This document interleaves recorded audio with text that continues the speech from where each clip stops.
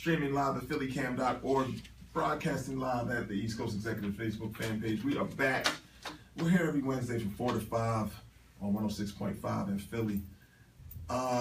AB, you have some information about kind of my lane right now. I'm getting ready to be in St. Louis tomorrow. Yep. And I'm sitting on the How to Land Your Dream Job panel. And it just so happens that you found information on that topic. I must have had it in my mind. I'm thinking you did. I like it. I saw the tweets and the retweets and the postings, and so 5 ways to land your dream job with these top interview tips.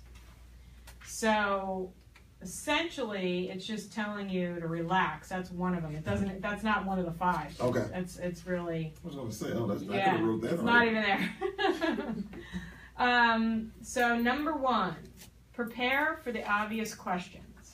So it's telling you no 2 interviews are the same, and with every candidate is different as well. There's no set formula for you should base each job search and interviews that are coming up differently. So take a look at possible questions you think somebody's going to ask you, rehearse them.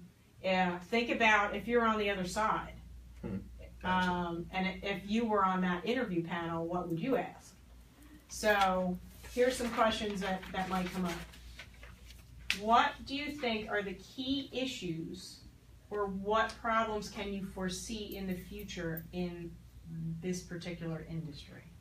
So say this is a question you would ask that someone. Yeah, or they could ask you. So when think you're about attempting to land your dream job. Okay. Yeah. Because if you position yourself as a problem solver, correct, then more than likely they will want you to come and solve their own problems. That makes sense. Exactly. What can you do for them? Sure. It is that way. That's really how it works, right? Yeah. So this question, I don't know if I kind of steer away from these questions, but it says, where do you see yourself in blank years' time? I thought we're getting away from them. I thought we were getting away from that, but I've had people say, in your seat. Yeah. I'm like, slow down. I used to always twist it around because I want to be the Jane Goodall of the big cat world. So I want to go save the big cats. You're speaking over my realm of intelligence right now, but I'm following. Jane Goodall was the one that lived with the chimpanzees and did all the research. The research, really? Yeah, but I want to go do that with the big cats. But anyway, so that always throws off somebody. I don't know if you can live long with the big cats like that, like Jane. Jane slept with the chimpanzees and everything. Yeah. You think you can sleep with the big cats? Absolutely. I'm a cat whisperer. So Will, we're getting off topic. I'm sorry. Yeah, we're off topic a little bit. I'm not sure how safe someone would be sleeping with the big cats. Alberta claims she can be the cat whisperer. Now, when you say big cats, we're not talking like, what was the cat in the cartoons? We're not talking like, what was the cat? There was Garfield? We're not talking Garfield. You're talking about lions and tigers. Tigers and cheetahs and jaguars. You can't sleep with lions and tigers and cats. I was going to say you might be able to sleep with Garfield. Yeah. Hey, now I can. I've actually done it twice on trips. But anyway, we will probably be auditioning for new co-hosts soon because when Alberta decides to sleep with the cats, we will need someone else.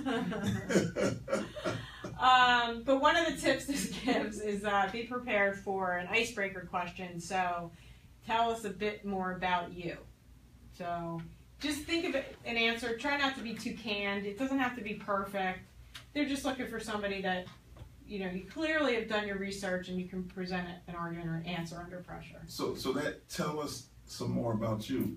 Have you heard some really unique answers over your extensive years of recruiting experience? I don't typically say that. So, and not in an interview, which I thought this was interesting too, but in an icebreaker, so after people are already hired, we do that. Really? Oh, interesting. Yeah. So it's part of the onboarding process? Or? Well, in orientation and whatnot. Okay. Yeah. So, but not necessarily. Oh, so it's kind of like an exercise that you guys do, like a team building piece? Yeah, because you have people from all different, you might have them from finance or legal or accounting, whatever. That makes sense. So to get to know one another. Yeah. But so number 2 on the list is bring backup. Now that doesn't mean bringing someone with you to the interview, which I've had that. Yo, Will, I got this interview. You need to come with me to this. I've had that. You got to bring backup. Yeah. I got you. You've had someone bring someone? I have had that, and to be honest, they're high school students, the Work Ready program. Okay. Oh. And I would come out to greet them, and their mom would be sitting in the lobby with them. Really? So I said, because she drove them there, but she didn't understand she should stay in the car. Right. And so very nicely explain that this is all about your son, Yes. and would you please go sit in the Dunkin' Donuts? And He'll be I'll down. never hire him because you've blown it already. It was really bad. Yeah. Well, it just showed the level of. That's I right. mean, I can't imagine. I know. I would think most kids would be like, "Mom, get out of here! I don't want you here." exactly. But yeah, so. Would Grace let you walk in with her? to No, an interview? no. At any Nor point would in I time? do that. Right. Nor would I do. To your point from last week when you said you want to do the daughter show, Sure. our daughters know, and Yeah. even your son too. We wouldn't allow that. My son, he doesn't want me to go anywhere with him. He would never. Yeah. So this brings me to a point though. Many moons ago, my aunt, the one that was here, Donna Ford, from 1199, right? Yeah. So her son Craig, who is my best friend and cousin, we were college roommates. Like this is like my brother. Sure. So we would be here in Philadelphia during the summers, and his mother would be tired of us being at the house. We were only 13 and 14, maybe 15, but she sent us on interviews. Oh, jeez. And, because of her position, she knew people that were willing to take us in and at least interview us. And we would pretty much be dressed alike.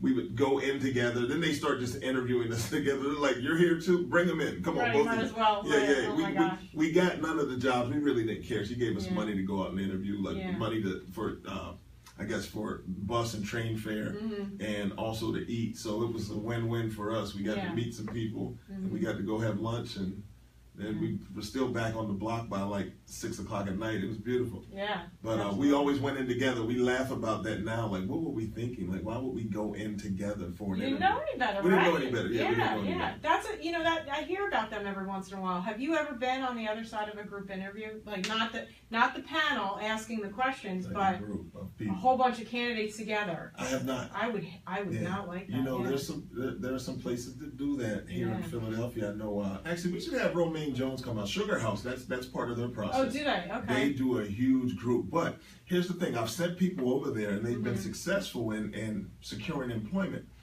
And I always prepare them. I'm like, listen, it's going to be a group interview, and I say that meaning you'll be there with a group of Like a other cattle candidates, call. right? Yeah. However, I've had people that have went and said it was the most fun they've ever had in an interview Is that setting. right? They've mastered it and made it fun. They said Okay. it was it was a great time. Yeah. And some of these people didn't get the job, and they still And said, they "Look, still I had a liked it." blast." Yeah. Oh, that's not bad. So yeah, maybe at Romaine, whenever you get a sec, we need to talk so you can come out here to the Career Seekers Show. She's a good person, but she's in HR over there in talent acquisition at Sugar House. Yeah. So yeah, let's Awesome. make that happen. She can tell us a little more about that process. Yeah. We should have her come in and then have some of the people that were hired come in. Definitely to Sit talk around about the the table, process. yeah, Yeah, right, absolutely. Yeah. Jody's in St. Louis. Jody Brockington. Yeah, Jody's there. Jody arrived in St. Louis. Arrived in St. Louis. Beautiful. All right. Love it. All Love right, it. good. Hey, Jody. Jody, yes, friend of the family. So the for bring sure. the backup is about your materials. Just have, even though you already had sent your resume over to the recruiter or the hiring manager, just make sure you bring some copies with you just in case. You never know when someone didn't have a chance to print it out. Yes. Number 3, interviewers are not always experts. So that might mean that they can be really great at interviewing, but they might not know exactly about the job. They might not be, they wouldn't be your supervisor, so that... If you look at the way interviewing is structured now, and especially yourself being a talent acquisition and recruitment professional, and myself as a third-party recruiter, I'm not the hiring manager. I'm Absolutely never not. going to work with you. No. So I don't know the particulars to what it is that you'll be doing. So my interview is going to be pretty standard. But if you're looking to impress me with all of your subject matter specific knowledge, I'm probably not the person. You might want to save that for the hiring manager. Right, that's right. Yeah. So I can tell you about the company and the culture and all Sure, that, but yeah. so... Do you get that? Do you get that where people try to blow you away with all their technical expertise? Sometimes, yeah. Some of the positions, and especially being new to the industry last year, I encouraged that kind of talking too, Because you need to I ramp didn't up and get some exactly. Yeah, gotcha. So help me help you. So tell me about your certifications and whatnot. So then I learned a little bit more. This is the savviest recruiter that we have in the industry. Alberta is I'm getting not paying you, I swear, to intel tell that. from the candidates to later use for future interview candidates. experience. Yeah, I got you. Right, I love it. right, I love it. Yeah. So, all right, number 4 on our list: ask the right questions. Every single interviewer, from the recruiter, the hiring manager, your other panel, is going to ask, do you have any questions? Yes. The worst thing you can do is have awkward silence and then say no. Make up something. Just find out something about the company. Ask a little bit more about benefits. Not the hiring manager, but ask something else about how the team is structured. If they didn't already go over it, just come up with ask them about their day. So that, no, you know what I mean? I have a question for you. Yeah. So you can have no questions, or you can have one of those really like, you asked me that question. What's your preference? Like, you can have no questions, or someone can say, how long do we get for lunch? Like, what do you look like? Not that kind of question. Yeah, you see what I mean? Yeah. But yeah, you need to have a pretty thought out question, a thoughtful, professional question. Yeah. We do these information sessions oftentimes with employers, and we'll have a group of candidates, and you know, so the information session's over, we did about 5 minutes of Q&A, and then that 7th and 8th minute when people just want to throw a question out, and they're like, oh, I had somebody, well, I won't even speak on that, but. Okay, anyway, you probably shouldn't. Yeah. So some of the questions, get creative about it. So where do you see my goals 30, 60, 90 days out? How is success, and I ask this too when I go on my own interviews, or did go on my own interviews, where do you see success in my role? That's a good question. Or how does my role directly support? How can I make you successful? Right, exactly. Yeah, that's a good one as well. And what are the biggest challenges the company is facing? So sure. do a little research on Glassdoor, just even a straight up Google search, but then see what that person has to say about it. So for our listeners out here, Glassdoor.com is a great resource to find out information about companies. The twist to Glassdoor typically is that a lot of the information that they receive and that they kind of heard is offered or gained from actual employees of the company. And so you're not getting a polished up commercial from the actual company. You're getting former and current employees speaking about former and current managers and former and current culture. So you get great information at Glassdoor.com. So if you're not using that currently as a resource during your job search, I definitely suggest you do. Yeah, absolutely. But even the quick Google search, companies might have filed bankruptcy, or maybe they just went through a reorganization. Ask why the position's open. I mean, that's So yeah, you want to know if it's a new hire, if it's a newly created position. It's a replacement. Why is it a replacement? How do you feel when people ask that question and then they say, why did the last person leave? I always give the answer. I don't Really? wait. I don't wait for them to ask that. Yeah, because it could put you in an awkward spot. But if you're straight up, like, so somebody left for a better opportunity in another company, I try to say that. They say, well, what was that company? Can you? Yeah, right. I haven't gotten that though. That could trip me up. Right? Yeah, right. Can you tell me what company that was? But a lot of times in some of our locations, there's the hierarchy, and that manager's not going anywhere. Sure. So for you to get another higher supervisory role, you have to relocate. Right. Okay. And that's an honest conversation. Yeah. Yeah. And so if I tell the candidate that, then they know ahead of time, and they know, why someone left. And we have a lot of retirees also, so that's been. I guess in your industry they say that's pretty common because you have a ton of baby boomers, right? Absolutely. So that's coming up on that. Gotcha. Yeah, we have like no middle management. We know a little something over here at the Career Seekers Show. What else? What are we working with? What else do we have? So the last one is to be prepared. Don't be afraid to have a practice run with a friend, or maybe a recruiter friend, but be very nice to them. Offer to buy them lunch or brunch. Just that's out there for my friends that are listening. That you can videotape the interview.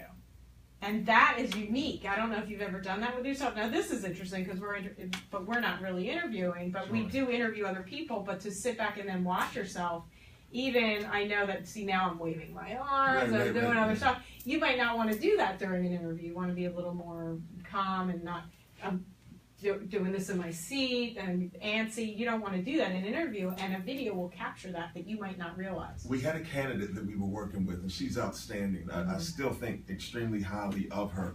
And we sent her on a couple interviews. Like, people would see the paperwork, they'd see the resume and be very interested. Okay. And then she'd go on the interview, and she was unsuccessful. Like 3 interviews, she didn't get the job. And we've sent other candidates that maybe weren't as qualified on paper or as skilled in their conversation, but they got the job, and we didn't understand why. So we brought her in, and we did a mock interview. So she came, and she had her portfolio and her notepad and her pen.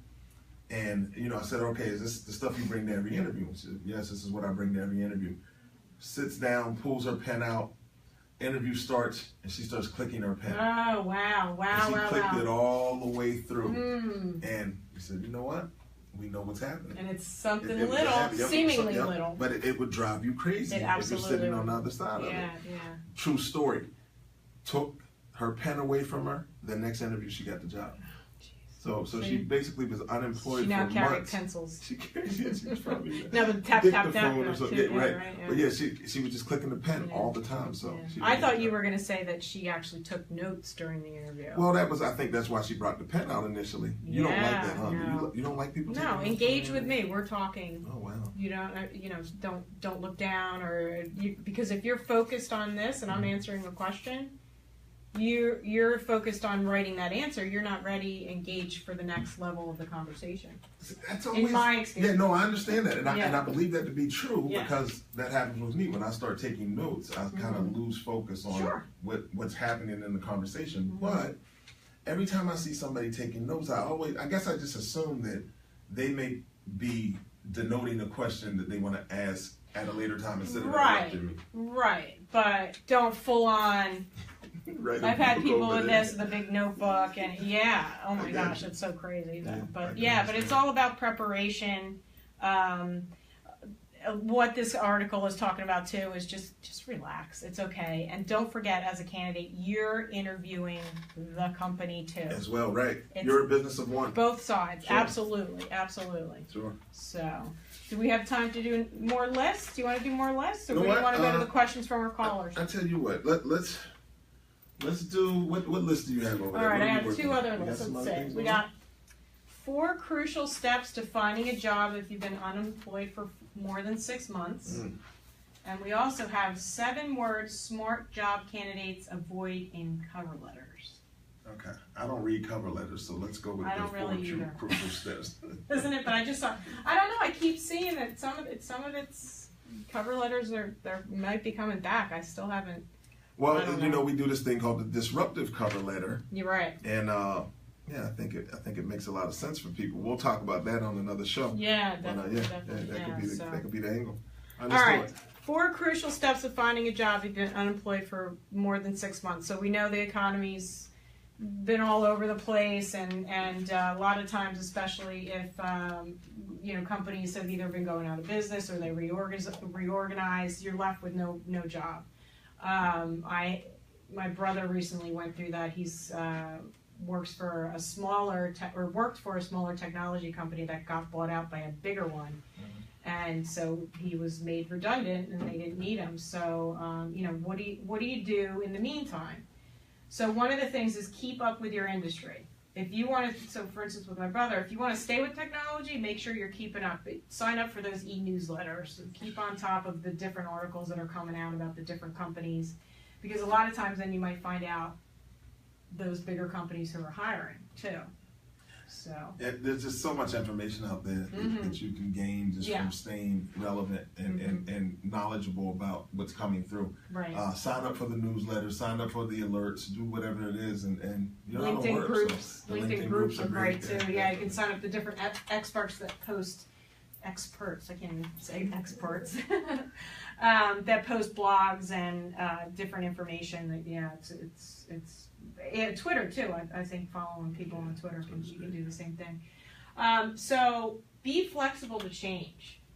You might be holding out because you think you want to do the same exact job for the same exact salary or higher, but those jobs aren't coming along. You got to be able to be flexible and look at something else. Look at a different career field.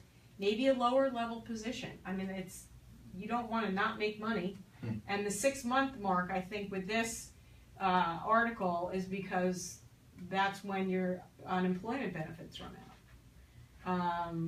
So I know some of them you can get extended, but yeah, you don't want to count careful. on that. You don't want that to be your backup plan, right? You absolutely do not. But also being flexible to change means stay active in your professional networks. Get out there and put in time meeting people in different industries, in different roles that maybe you can use your transferable skills to get another position. Good old transferable skills. Right? And I always like to say it is a job to get a job. So take it seriously. That's my own tip. But anyway, so then the third one they say is find an accountability buddy. Now typically, what I think about is like a fitness partner, right? Because you want to start working out, you want to keep working out, so you have a friend or a buddy that you kind of feel guilty. Oh, I don't want to feel like getting out of bed today, but John Smith got out of bed, so all right, I got to go meet him. Same thing with getting a job. Right. Same thing with getting a job. Make sure that they will call you every week, ask you how you're doing, what have you done, what companies have you applied to. If you have a friend that you know is going to be calling you and asking you that, it's kind of like doing homework, then you're more often than not going to keep up on your search. And a lot of times too, sometimes if you have another friend that's been laid off, they can give you their tips too, and you can help each other, go over each other's resumes, apply for jobs together. Tailor your resume and your practice interview skills. What we had talked about earlier in the show is about changing your interview style and depending on the position, depending on the industry, depending on the interview you're going to. No two interviews are going to be exactly the same. So make sure if the position is a little bit different in the job description, change your resume to say some things that pick up the important pieces of that job description. Same thing with your interview skills. Practice them. You definitely need to, like I said, we just said in the former skills list, it's okay to videotape yourself and take a look at what you're doing. But remain positive, focus on goals, be approachable, and interviews are usually about what you can do for your employer. What solutions do you bring to the table? Everybody can talk about and point out problems, but what solutions can you bring? And then stay positive. Like I was saying, project the positive energy, remain hopeful, because when you go in and you're talking to, even on the phone, or you go in for an interview, and if you're feeling low energy and you're just so tired of interviews, that's going to come across. And somebody else that's more energized and asks a lot of good questions are more likely going to get the position. All right. Beautiful. All right, that's great stuff. So, all right, AB, what I'd like to do, we're going to get some of these questions in because people are calling like crazy. So, we will listen to the question. You know, we have listeners that are on some of the social media streams that can't hear the call-ins. So, after we hear the call-in, why don't you... I'll repeat the question. Okay. All right? And then we'll see where we go from there. Let's see if we can bring the first one. It looks like it's Q-Etta. Hold on one second. Okay. I just want to say hi to George, Vishy, and my other buddy, Errol. How are you guys? Thanks for watching the show. I love it. I love it. All right, let's see what we got here. All right. I'm trying to cue this up. No pun intended. I can't get it for some reason. All right, that's not a good thing. All right. Type out some questions on the Facebook feed.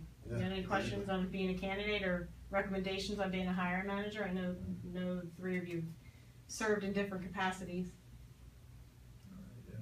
I can't get it to run through, so I apologize. Well, all right. We're working with some new technology too, which is great for WPPM, right? For everyone that's called in with questions, we will circle back next week and make those questions live. I apologize. Yeah. All right, so let's do it. So you have another list over there.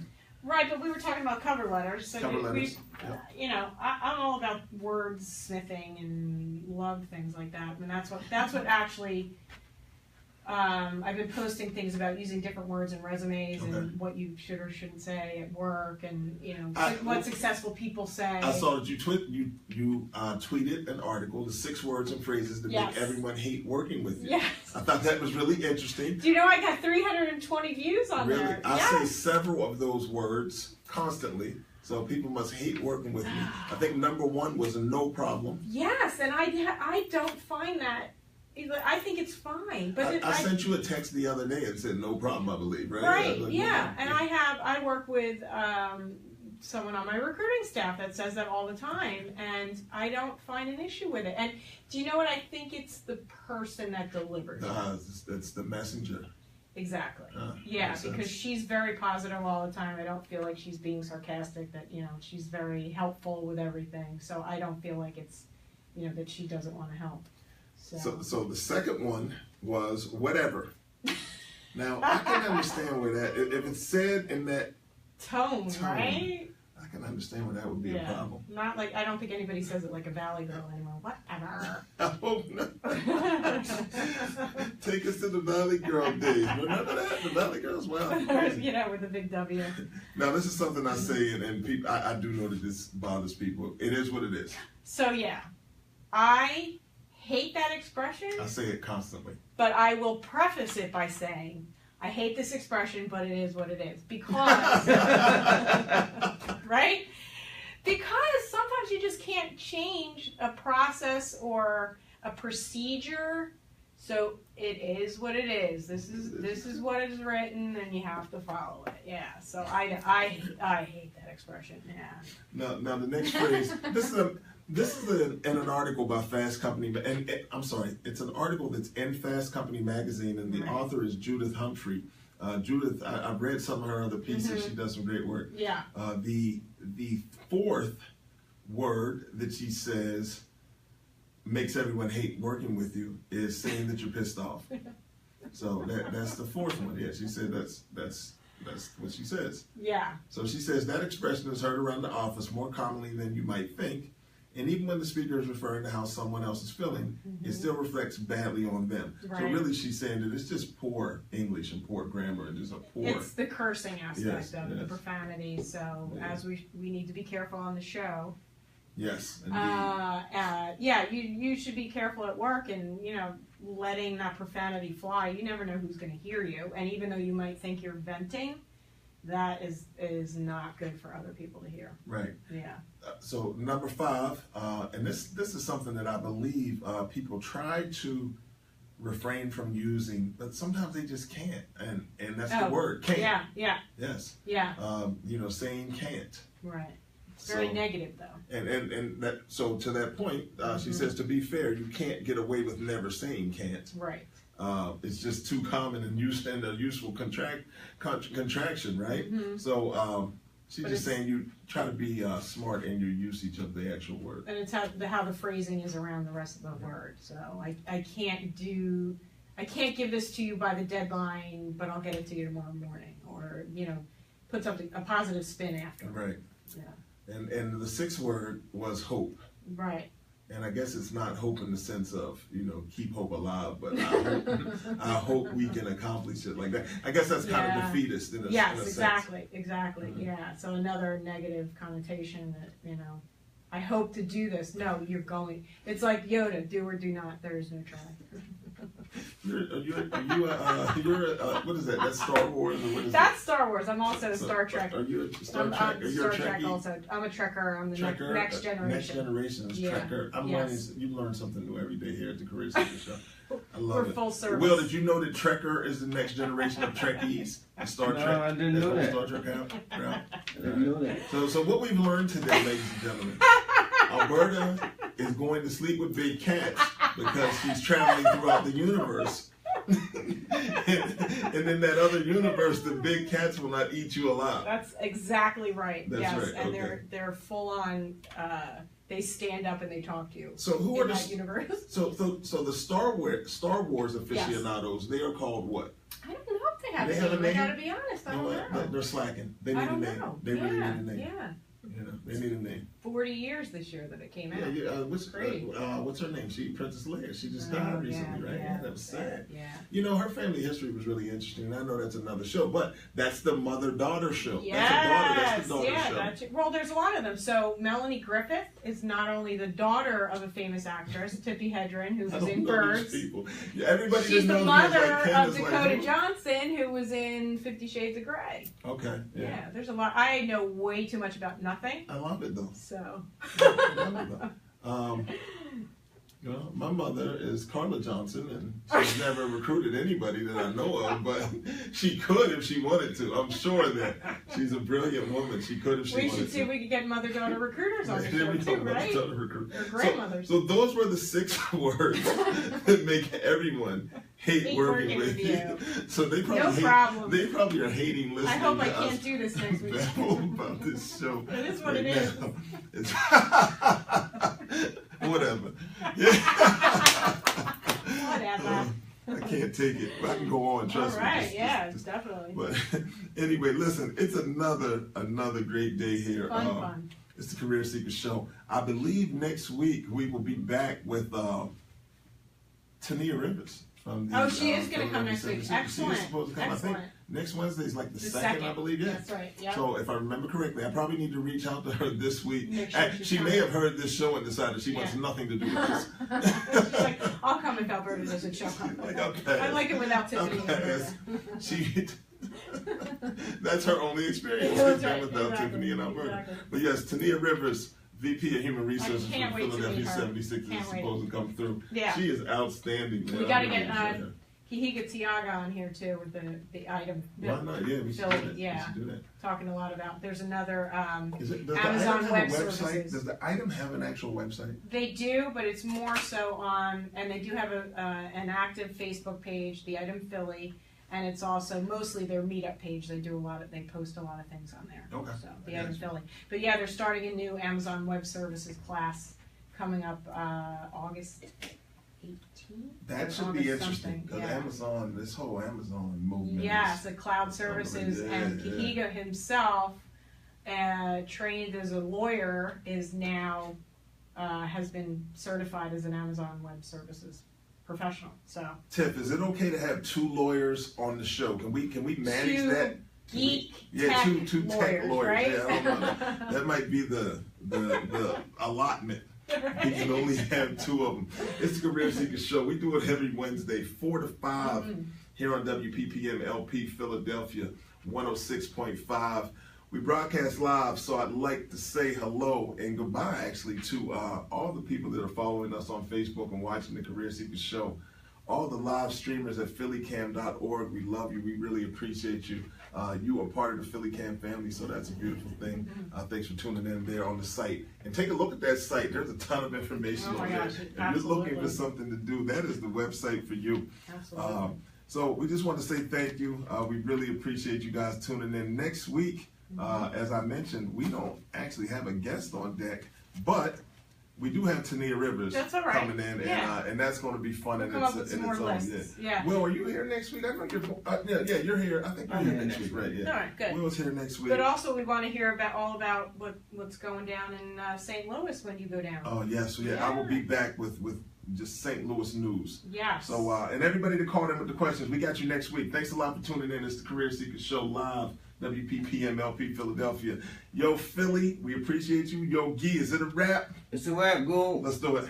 Bye, Seekers. Have a good week. I just had somebody else. All right, cool. We're good? We're good, yeah. All right. Man. Good. I can't believe that didn't work. You know what? I know exactly why I didn't. There's an update on the iOS.